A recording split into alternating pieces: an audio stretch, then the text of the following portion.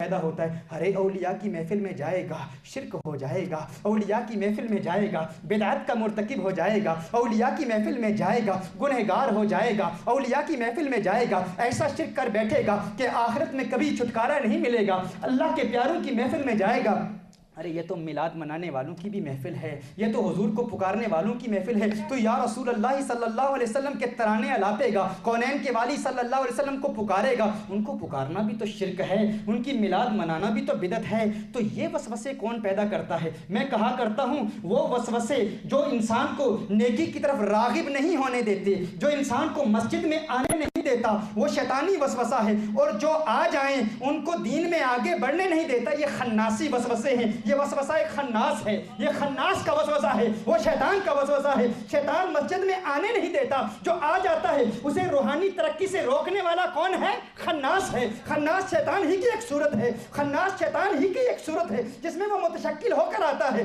تو جو نوجوان آنا چاہتا ہے جو اسے آنے سے روکتا ہے وہ شیطان ہے، اور جو آ جاتا ہے اسے میلاد سے روکتا ہے وہ خناس ہے۔ تو پیغام محبت عام کرتے ہیں، کسی کے خلاف ہم کلام نہیں کرتے، ہم کسی کے خلاف بولتے ہی نہیں ہیں، بولنے کی ضرورت ہی کیا ہے، ہم تو اپنے نفس سے لڑتے رہتے ہیں، کبھی شیطان سے لڑتے ہیں کبھی خناس سے لڑتے ہیں، اور یہ تو یہاں کا ترہ امتیاز ہے نا کہ آتے ہیں سائل مسائل کے ساتھ، ہوتے ہیں قائل دلائل کے ساتھ، آتے ہیں سائل مسائل کے ساتھ، ہوتے ہیں قائل دلائل کے ساتھ۔ اب ایک خناسی وسوسہ سماعت فرما لیجئے، خناس کیا کہتا ہے؟ وہ کہتا ہے تم یہ کیا کہہ رہے ہو، حضور اکرم صلی اللہ علیہ وآلہ وسلم تمہاری صدا سنتے ہیں، حضور تمہیں جانتے ہیں، حضور تمہیں دیکھتے ہیں، جب پکارو سنتے ہیں، جب بلاؤ آتے ہیں، حضور اکرم صلی اللہ علیہ وآلہ وسلم کیسے مدد کرتے ہیں؟ ارے وہ تو مدینہ المنورہ میں موجود ہیں، رسالت مآب صلی اللہ علیہ وآلہ وسلم کا تو وصال ہو چکا ہے، آقا صلی اللہ علیہ وآلہ وسلم تمہاری کیسے مدد کریں گے؟ وہ تو بہت دور ہیں،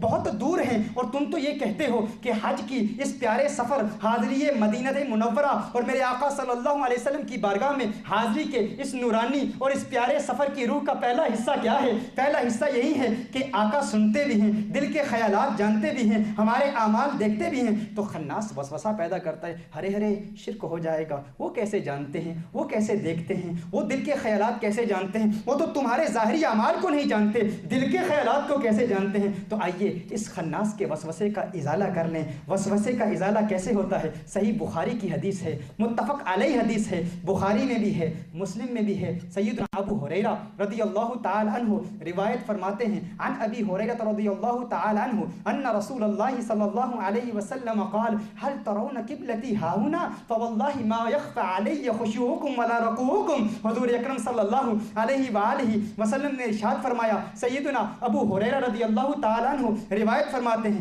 حدیث بخاری میں بھی ہے، حدیث صحیح مسلم میں بھی ہے، میرے آقا ارشاد فرماتے ہیں، اے میرے صحابہ تم کیا سمجھتے ہو، تم کیا جانتے ہو، تم کیا دیکھتے ہو کہ میرا قبلہ یہ میرے سامنے ہے؟ تم کیا سمجھتے ہو کہ میں فقط سامنے دیکھتا ہوں؟ تم کیا سمجھتے ہو کہ جس جانب میرا چہرہ ہے مجھے فقط وہی نظر آتا ہے؟ کیا تم مجھے اپنی طرح سمجھتے ہو؟ تم کیا سمجھتے ہو؟ حضور فرماتے ہیں تم کیا سمجھتے ہو؟ هل ترون قبلتی ہاہنا، تم کیا سمجھتے ہو میرا قبلہ یہ سامنے ہی ہے؟ فرمایا میں جس طرح آگے دیکھتا ہوں اسی طرح پیچھے بھی دیکھتا ہوں۔ فرمایا انی لأراکم من وراء ظہری، متفق علیہ حدیث ہے، صحیح بخاری میں بھی ہے، صحیح حدیث صحیح مسلم میں بھی ہے، میرے آقا ارشاد فرماتے ہیں میں اپنے پیچھے بھی دیکھتا ہوں، میں اپنے پیچھے بھی دیکھتا ہوں، اور پھر میرے آقا نے فرمایا فواللہ، مجھے اللہ کی قسم، مجھے اللہ کی قسم، فواللہ ما یخفى علیہ خشوعکم ولا رکوعکم، مجھے اللہ کی قسم مجھ سے تمہارا رکوع بھی پوشیدہ نہیں اور تمہارے دل کی حالت بھی پوشیدہ نہیں ہے۔ میرے آقا ہمارے دل کی حالت کو بھی جانتے ہیں، خشوع دل کی کیفیت کا نام ہے، میرے آقا ارشاد فرماتے ہیں تمہارا رکوع بھی مجھ سے پوشیدہ نہیں، تمہارے دل کی کیفیت بھی مجھ سے پوشیدہ نہیں، وہ ہمارے رکوع کو بھی جانتے ہیں، ہمارے ظاہری اعمال کو بھی جانتے ہیں، ہمارے جسم کی حرکات کو بھی جانتے ہیں، اور دل میں پیدا ہونے والے خیالات کو بھی جانتے ہیں۔ مزید سماعت فرما لیجئے، یہ بخاری اور مسلم کی حدیث ہے، میرے آقا صلی اللہ علیہ وسلم نے ارشاد فرمایا انی ارا ما لا ترون و انی اسمع ما لا تسمعون، میں ہر اس چیز کو دیکھتا ہوں جو تم نہیں دیکھتے۔ اب اصولی بحث اگر کروں تو بہت وقت درکار ہے، فرمایا انی ارا ما لا ترون، اس ما کے عموم میں کتنی وسعت ہے؟ میرے آقا ارشاد فرماتے ہیں ہر وہ چیز جو تم نہیں دیکھتے میں دیکھتا ہوں۔ سوال یہ پیدا ہوتا ہے ہم کیا نہیں دیکھتے، ہم کیا نہیں دیکھتے، ہم کیا نہیں دیکھتے؟ مولانا کیا آپ کو پتہ ہے کہ پیچھے کمرے میں کیا ہو رہا ہے؟ نہیں دیکھ رہے۔ کیا آپ کو علم ہے؟ قاری صاحب کیا آپ کو علم ہے اس وقت ہندوستان میں کیا ہو رہا ہے؟ ہم نہیں دیکھتے، ہمیں نہیں پتہ۔ کیا آپ کو پتہ ہے کہ اس وقت سعودی عرب میں کیا ہو رہا ہے، حجاز میں کیا ہو رہا ہے؟ ہم نہیں دیکھتے۔ کیا آپ کو اس وقت علم ہے پاکستان میں کیا ہو رہا ہے؟ ہم نہیں دیکھ سکتے۔ حضور نے فرمایا ہر وہ چیز جو تم نہیں دیکھ سکتے میں دیکھ سکتا ہوں۔ ہمیں نہیں پتا ہندوستان میں کیا ہو رہا ہے، ہمیں نہیں پتا عرب میں کیا ہو رہا ہے، ہم نہیں دیکھ سکتے پوری دنیا میں کیا ہو رہا ہے۔ جو ہم نہیں دیکھتے وہ دیکھتے ہیں۔ پتا چلا ہندوستان کو بھی دیکھتے ہیں، پتا چلا برطانیہ کو بھی دیکھتے ہیں، پتا چلا یورپ کو بھی دیکھ رہے ہیں، پتا چلا پوری دنیا میں جو کچھ ہو رہا ہے میرے آقا کی نگاہ نبوت مشاہدہ کر رہی ہے۔ آقا کی نگاہ نبوت سب کچھ دیکھ۔ پھر فرمایا وَإِنِّي أَسْمَعُ مَا لَا تَسْمَعُونَ، کہا جاتا ہے یہاں سے پکارتے ہو سنتے نہیں۔ میں نے کہا وہ تو ہے جو سن نہیں سکتا، اور جو تو نہیں سن سکتا وہ سب سنتے ہیں۔ یہاں سے پکارو ایک مرتبہ، کہو یا رسول اللہ صلی اللہ علیہ وسلم، آقا مدینہ المنورہ میں سنتے ہیں۔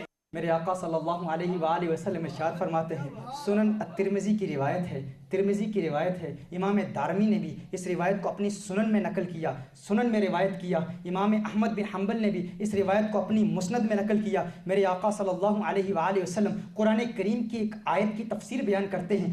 آیت کیا ہے؟ میرے آقا صلی اللہ علیہ وسلم وَكَذَلِكَ نُرِي إِبْرَاهِيمَ مَلَكُوتَ السَّمَاوَاتِ وَالْأَرْضِ، اس آیت کی تفسیر بیان کرتے ہیں۔ رسالت مآب صلی اللہ علیہ وسلم ارشاد فرماتے ہیں، اللہ عز و جل نے ارشاد فرمایا، اللہ نے ارشاد فرمایا ہم اس طرح ابراہیم علیہ السلام کو زمین اور آسمان کی بادشاہتیں دکھاتے ہیں۔ میرے آقا نے ارشاد فرمایا یاد کر لیجئے، لکھ لیجئے، سنن الترمذی کی روایت ہے، سنن الدارمی میں بھی ہے، امام احمد بن حنبل نے اسے اپنی مسند میں بھی روایت کیا ہے۔ میرے آقا ارشاد فرماتے ہیں فَوَدَعَ يَدَهُ بَيْنَ كَتْفَيَّ فَوَجَدْتُ بَرْدَهَا بَيْنَ صَدَيَّ، میرے آقا ارشاد فرماتے ہیں، میرے آقا ارشاد فرماتے ہیں کہ اللہ نے اپنا ید قدرت، اپنی قدرت کا ہاتھ ما یلیق بشانہ، جو اس کی شان کے مطابق ہے، فرمایا میرے دو شانوں کے مابین اللہ نے اپنا ید قدرت رکھا، اللہ نے اپنی قدرت کا ہاتھ میرے دو کندھوں کے درمیان رکھا، اور اس کی ٹھنڈک میں نے اپنے سینے میں محسوس کی۔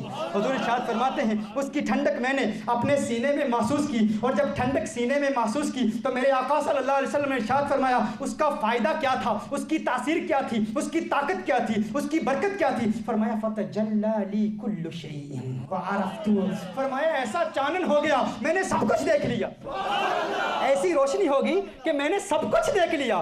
فتجلی لی کل شیء، کل شیء، کل شیء پر غور کیجئے گا، لفظ کلو پر غور کیجئے گا۔ اور ایک دوسری حدیث ہے، سیدنا معاذ بن جبل رضی اللہ تعالی عنہ روایت فرماتے ہیں میرے آقا نے ارشاد فرمایا فعلمت من کل شیء وبصرته، میرے آقا نے ارشاد فرمایا میں نے ہر چیز کا علم حاصل کر لیا، ہر چیز کا علم حاصل کر لیا۔ میرے آقا نے سب کچھ دیکھ لیا، ہر چیز کا علم حاصل کر لیا، سب کچھ دیکھ لیا، سب کچھ جان لیا۔ اب دیکھیے لفظ کل پر غور کر لیجئے گا، لفظ کل پر غور کر لیجئے گا۔ لفظ کل یہ کچھ پرانے قصے چھیڑ رہا ہے، یہ کچھ بند دریچوں پر دستک دے رہا ہے۔ اس کل پر ہم نے کلام کیا تھا، آپ کو یاد ہے لفظ کل کہا جاتا ہے کلو بدعت دلالہ، کلو بدعت دلالہ، خناسی وسوسہ ہے نا، خناس وسوسہ ڈالتا ہے، ہر بدعت گمراہی ہے، ہر بدعت گمراہی ہے۔ ہم کہتے ہیں اس ہر سے ہر چیز مراد نہیں ہے، یہ ہر کمپوننٹ کو انکوپریٹ نہیں کرتا، تمام افراد کو شامل نہیں ہے، یہ کل عام مخصوص البعد ہے۔ لفظ کل کا استعمال ہے لیکن اس کی تخصیص ہو چکی ہے،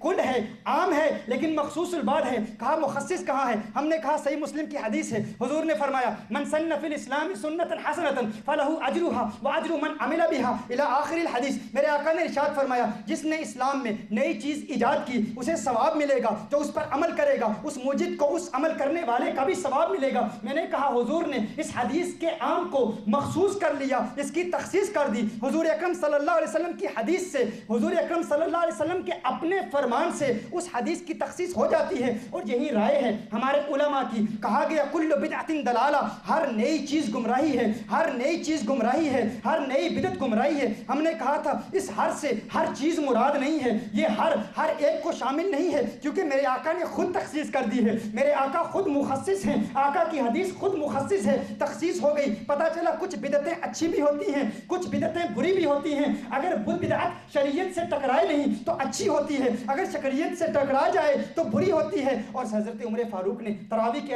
حوالے سے فرمایا نعمت البدعۃ ھذہ، کتنی پیاری بدعت ہے یہ۔ میرے آقا صلی اللہ علیہ وسلم کی حدیث نے اس عمومی حدیث کی تخصیص کر دی۔ سیدنا فاروق اعظم رضی اللہ تعالیٰ عنہ نے مزید وضاحت فرما دی۔ پتہ چلا وہاں کل سے مراد ہر چیز نہیں ہے، کیونکہ میرے آقا نے خود تخصیص کر دی، لیکن وہاں کچھ خناسی وسوسے کیسے بھی پیدا ہوتے ہیں۔ خناس کہتا ہے، وسوسہ ڈالتا ہے، نہیں وہاں کل سے مراد ہر چیز ہے، ہر چیز ہے، ہر چیز ہے۔ ہم کہتے ہیں کل کا معنی کبھی سب کو شامل ہوتا ہے، کبھی سب کو شامل نہیں ہوتا، لیکن وہاں کیا ضد کی جاتی ہے، کہا جاتا ہے نہیں کل جو آ گیا تو سب کچھ شامل ہے۔ میں کہتا ہوں وہاں کل آیا نا، اب یہاں بھی کل آیا ہے۔ فتجلی لی کل شیء، میرے آقا نے ارشاد فرمایا میں نے سب کچھ دیکھ لیا، میں نے سب کچھ جان لیا، ہر چیز کو دیکھ لیا۔ کہا نہیں نہیں یہاں کل سے بعض چیزیں مراد ہیں، یہاں کل سے بعض چیزیں مراد ہیں۔ میں نے کہا یہاں بعض نہیں ہے، اگر وہاں بعض نہیں ہے، اگر کلو بدعت دلالہ میں بعض مراد نہیں ہے تو یہاں فتجلی لی